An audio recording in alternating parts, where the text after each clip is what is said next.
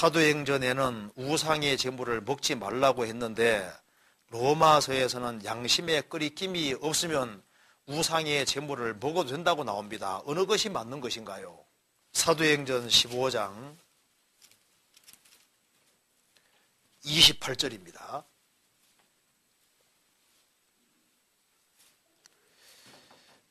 성령과 우리는 이 요견한 것들을 외에 아무 짐도 너희에게 지우지 아니한 것이 가한 줄 알았노니 우상의 제물과 피와 목매어 죽인 것과 음행을 멀리할지니라. 이에 스스로 상가면 잘 되리라. 평안함을 원하노라 하였노라. 여기서 이제 이방인으로서 구원받은 사람들에게 금지시킨 것이 몇 가지가 있습니다. 그 중에 우상의 제물을 먹지 말고, 피를 먹지 말고, 목매어 죽인 거 먹지 말고, 음행을 멀리하라. 이에 스스로 상가면 잘 될 것이다. 예루살렘 회의에서 결정한 사항인데 이게 성령께서 개입하셨기 때문에 성령과 우리라고 표현한 겁니다. 이것은 신약 시대에도 효력이 있는 거예요. 여기 이제 우상의 제물을 삼가라고 분명히 말씀하셨는데 로마서 14장에는 먹어도 된다고 했다. 물론 아닙니다. 먹어도 된다고 되어 있는 게 아니에요. 고린도전서 8장 봅시다.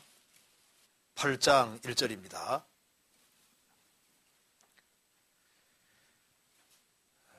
우상의 제물에 대하여는 우리가 다 지식이 있는 줄 아나 지식은 교만하게 하며 사랑은 덕을 세우나니 만일 누구든지 무엇을 아는 줄로 생각하면 아직도 마땅히 할 것을 알지 못하는 것이요 또 누구든지 하나님을 사랑하면 이 사람은 하나님의 아시는 바 되었느니라. 그러므로 우상의 제물을 먹는 일에 대하여는 우리가 우상은 세상에 아무것도 아니며 또한 하나님은 한 분밖에 없는 줄 아노라. 비록 하늘이나 땅에나 신이라 칭하는 자가 있어 많은 신과 많은 주가 있으나 그러나 우리에게는 한 하나님 곧 아버지가 계시니 만물이 그에게서 났고 우리도 그를 위하며 또한 한 주 예수 그리스도께서 계시니 만물이 그로 말미암고 우리도 그로 말미암았느니라.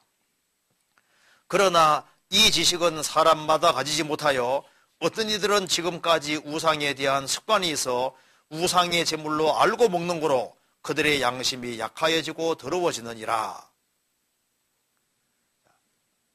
우상은 아무것도 아니다. 알잖아요. 하나님이 우주를 창조하셨고 우상은 아무것도 아니기 때문에 우상의 제물 그거 아무것도 아니다 그 말입니다. 그런데 우상에 대해서 어떤 신비감 같은 걸 가지고 있는 사람은 우상의 제물에 참여하면요 하나님 말씀을 어긴다면 찝찝하게 돼 있거든요. 그렇잖아요. 그래서 우상에 대한 습관이 있어서 우상의 제물로 알고 먹는 거로 그들의 양심이 약해지고 더러워지느니라. 하지 말아야 되는 걸 알면서 계속하면 양심이 더러워지게 돼 있는 거예요. 자, 그래서 9절에 보면은요. 그런즉 너희 자유함이 약한 자들에게 거치는 게 되지 않도록 조심하라. 우상 아무것도 아닌데 우상 제물 먹어도 아무렇지도 않아 하고 그냥 담대하게 먹는 사람도 있다 그 말입니다. 그런데 우상의 제물을 먹는 그 사람은 아무렇지도 않게 먹었는데 신앙 약한 사람 보면 우상의 제물을 먹네 하고 문제가 될 거 아니에요. 그 뒤에 보면은 지식 있는 내가 우상의 집에 앉아서 먹는 것을 누구든지 보면 그 약한 자들의 양심이 담력을 얻어 어찌 우상의 제물을 먹게 되지 않겠느냐. 그러면 내 지식으로 그 약한 자가 멸망하나니 그는 그리스도께서 위하여 죽으시는 게 아니라 너는 지식이 있어서 우상은 아무것도 아니라고 생각하고 먹었는데 그로 인해서 신앙이 약한 형제는 그렇게 하면 안 되는데 하는데 꺼리낌을 가지고서 제물을 먹었다 그 말입니다. 그럼 그 사람 양심이 더러워지고 신앙이 망치게 될 때 너는 지식은 있었는데 사랑은 없지 않았느냐. 그래서 지식은 교만하게 하고 사랑은 덕을 세우는 너가 사랑으로 행했다면은 내가 이렇게 하면은 다른 사람이 어떻게 될까? 그것까지 생각하고 행동해야 되는데 그렇게 생각하지 않아서 그래서 다른 형제가 실족하게 되고 신앙이 약하게 되면은 너가 하나님 앞에 죄를 짓는 것이 아니냐. 그래서 12절에 이같이 너희가 형제에게 죄를 지어 그 약한 양심을 상하게 하는 것이 곧 그리스도에게 죄를 짓는 것이니라.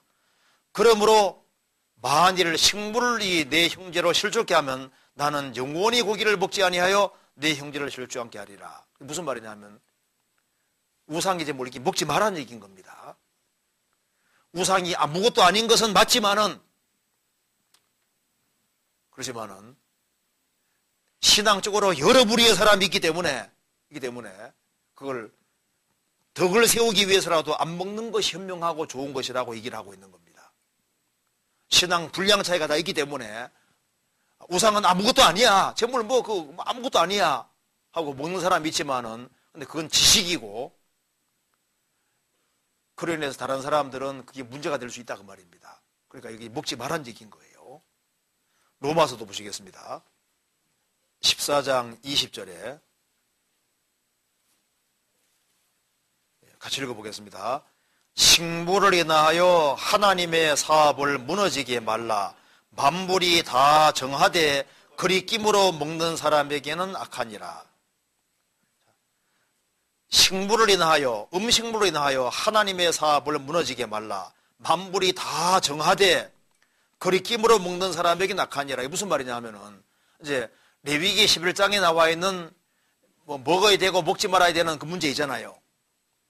그 문제가 예수님이 오시고 십자가 죽으시고 부활하신 이후에는 그게 해방이 된 겁니다. 그렇기 때문에 돼지고기 먹어도 괜찮고 소고기 먹어도 괜찮고 이제 먹어도 괜찮거든요. 그런데 이 당시에는 이제 그것이 폐지된 지가 얼마 안 됐기 때문에 꺼리낄 수 있는 거예요. 그래서 이제 교회 안에서 성경에서 이제 예수님이 오시고 난 이후에는 만물이 다 정하다 그랬고 먹어도 괜찮다고 용감 먹는 사람이 있는가 하면은 그걸 또 먹는다고 해서 판단하는 사람 여러 사람이 있었던 겁니다. 그래서 이게 식물을 인하여 하나님의 사업을 무너지게 말라. 만물이 다 정하되 그리 끼므로 먹는 사람에게는 악하니라. 그래서 만물은 다 정하기 때문에 감사함을 하든 볼 것이 없는데 단 그런데 우상의 제물은 예외인 겁니다. 이런 경우 있잖아요.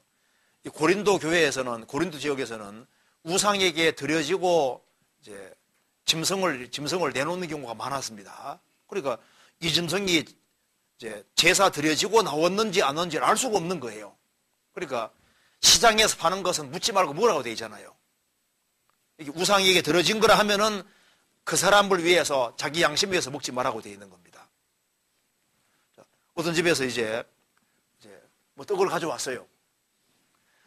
이것이 어디서 가져온 떡입니까? 그리고 이게 제상에 올라간 건 꼬치꼬치 따질 필요 없어요. 그죠? 이웃집에서 가져온 거라면 안 붓고 먹으면 문제될 게 없잖아요. 근데 이제 가져오면서 이거 제상에 올라갔던 겁니다. 이렇게 가져오면 어떻게 됩니까? 그럼 자기 양심 위해서 사는 사람 주면 되는 거예요. 그렇죠? 그래서 모르고 먹을 때는 문제될 게 없는 거거든요. 근데 알고는 그렇게 하지 말아라고 돼 있는 거예요. 그러니까 여기에 우상의 제물은 성경에서 먹지 말라고 돼 있는 거예요.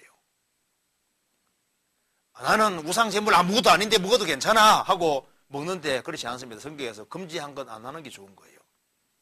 뭐 피 먹어도 괜찮아 하고 오잖아요. 피 후루룩 마시는 사람도 있는데 아니 성경에서 금한 건 하지 않는 게 좋아요. 그렇잖아요.